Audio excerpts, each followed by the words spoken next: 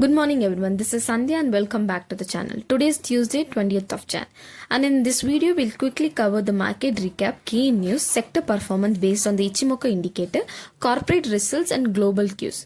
So let's get started. First, copper price are back in focus today and here is what's the driving the move. Copper moved higher as the US dollar weakened after former US President Donald Trump threatened fresh tariffs linked to Greenland. Trump said he may impose tariffs on 8 European countries, including Germany and the UK, for opposing high plan related to Greenland. This triggered the rush towards safe haven assets like gold and silver, and that positive movement spilled over into a base metal such as copper. This is happening even though a potential US-Europe trade war would be negative for industrial demand in the long run. At the same time, China's economic growth met government targets which improved a confidence around metal demand. Copper has already been rallying for 5 consecutive months due to a supply shortage and rising demand from artificial intelligence, electric vehicles and renewable energy. As experts point out, copper is now moving in a line with gold and silver, clearly showing growing optimism towards metals overall. Now let's look at the market performance. The Nifty 50 ended the day lower and closed at 25,585, down about 0.42%. The index opened with a gap down, indicating early selling pressure. Currently, Nifty is trading inside the Ichimoku cloud, which is considered a no trade zone, so trades should remain cautious. On the downside, support levels are placed at 25,530, 25,420 and 25,350 level. The 25,450 level is a crucial. If Nifty fails to hold above this, the next major support is around 25,001. Until there is a clear breakout or breakdown, the index may remain range bound, so caution is advised.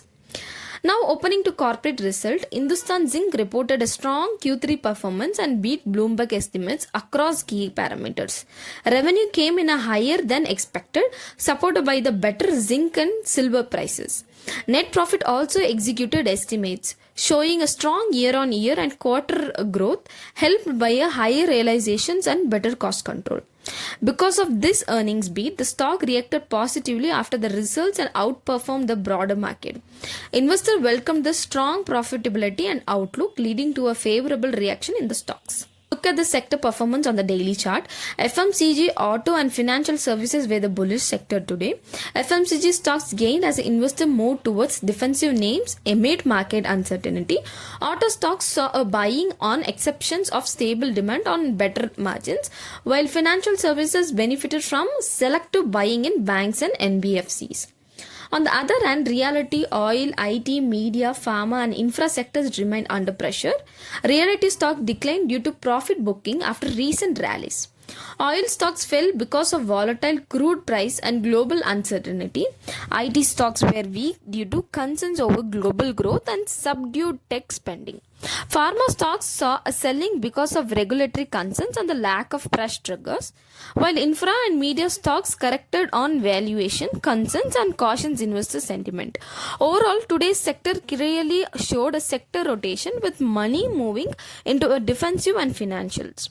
Now let's talk about FII and DII activity. On 19th of Jan, FII were net sellers. They brought around 1.14 lakh crore but sold nearly 1.32 lakh crore, indicating a strong foreign selling pressure.